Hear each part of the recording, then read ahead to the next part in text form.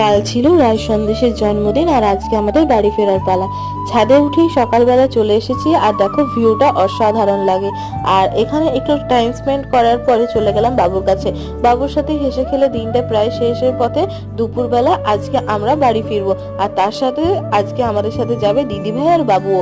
আর হ্যাঁ, বাড়ি ফিরবো বলতে আজ আমি যাব একটু মাসিমণিদের বাড়ি। আর তারপরে এখানে রেডি হয়ে নিচ্ছি বাড়ি ফেরার জন্য। তেমন কিছু না, একটু জাস্ট সানস্ক্রিন লিপস্টিক বাস।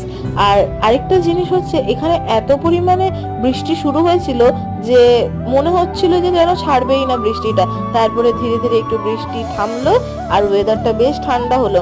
আর তারপরে এখানে আমরা বেরিয়ে পড়লাম বাড়ি আসার পথে। ট্রেনে বাড়ি আসা হবে, তারপর ট্রেনটা যে পরিমাণে লেট করেছিল মনে হচ্ছিল যেন রাত বের করে দেবে। তারপরে এখানে বাড়ি ফিরতে ফিরতে এখানে বাবুরও ঘুম পাচ্ছে। আর এখানে ট্রেনে একটু ঝালমুড়ি না খেলে হয়, ঝালমুড়ি খেলাম। তো চলো বাই।